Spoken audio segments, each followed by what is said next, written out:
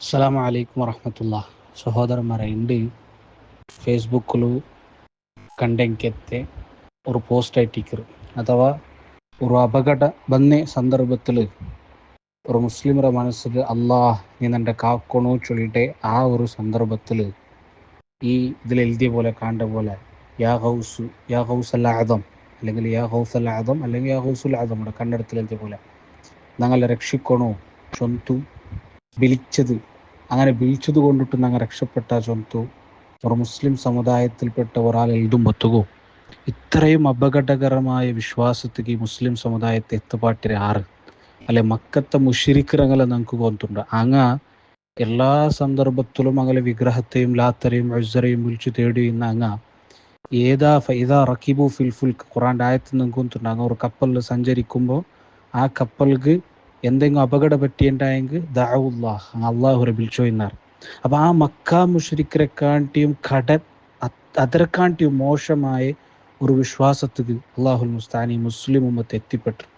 ഇതുക്കുള്ള കാരണാറ് നിങ്ങൾ ചിന്തിക്കണ്ടേ? ഇത് ചിന്തിക്കുന്ന ആൾമാർ, ഇത് കാണേണ്ട ആൾമാർ നിങ്ങൾ മനസ്സിൽ അർസവും അതേപോലെ വെറുപ്പും വെക്കാണ്ട് നിങ്ങളെ കൽബ് കൊണ്ട് നിങ്ങൾ ചിന്തിക്കറു. ഞങ്ങൾക്കൊരു ബുദ്ധിമുട്ട് വരുമ്പോഴത്തേക്ക് ഒരു മുസ്ലിം തേടണായത് ആറൊട്ടിക്ക്, ഒരു മുസ്ലിം അവൻ്റെ ബുദ്ധിമുട്ട് ചൊല്ലണായത് ആറൊട്ടിക്ക്. അത് നിങ്ങൾ ചിന്തിച്ചു നോക്കറു.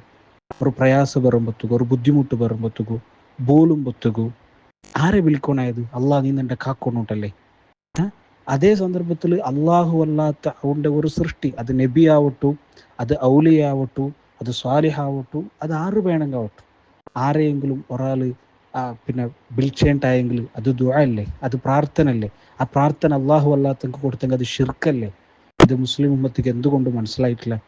അതുകൊണ്ട് സഹോദരന്മാരെ, ഗൗരവത്തിൽ ഞങ്ങൾ ഈ വിഷയത്തെ ചിന്തിക്കണം. അല്ലാഹു ലാ യഗ്ഫിറു അൻ യുശ്റക ബിഹി, അള്ളാഹു ഒരിക്കലും പുറത്തു തരാത്തെങ്കത്തെ അള്ളാഹു ഹറാമാക്കിരದ್ರೆ സ്വർഗത്തെ ഹറാമാക്കിര, നരക നിർബന്ധമാവും ഈ അവസ്ഥയിൽ മരിച്ചിട്ടുണ്ടെങ്കിൽ.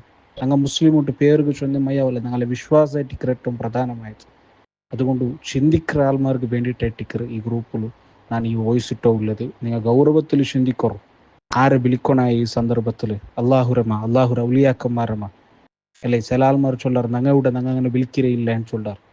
ഇതാ വ്യക്തമായിട്ട് ഒരു മുസ്ലിം സമുദായത്തിൽപ്പെട്ട ഒരാൾ ചൊല്ലു വ്യക്തമായിട്ടും ഞാൻ യാ ഗൗസുൽ ആദമോട്ട് ബിൽച്ച, ഗൗസുൽ ആദമരെ ഞാൻ ബിൽച്ച, മഹിയുദ്ദീൻ ഷേഖറെ ഞാൻ ബിൽച്ച. ഗൗസുൽ ആദം ചൊന്നെങ്കിൽ അതിൻ്റെ അർത്ഥത്തിൽ ആ വാക്കിലെ തപ്പുണ്ട്, അത് വേറെ വിഷയം, അതൊരു ഡിസ്കഷനിൽ ഞാൻ പോകണില്ല. അതെന്തെങ്കിലും കേട്ടെങ്കിൽ ഞാൻ ചൊല്ലി എന്തുകൊണ്ട് ആ വാക്ക് തപ്പുണ്ടോ. അപ്പോൾ ഇതിൽ ഗൗരവത്തിൽ നിങ്ങൾ ചിന്തിക്കറു. അള്ളാഹു നിങ്ങൾക്ക് ഹിദായത്ത് തരട്ടെ.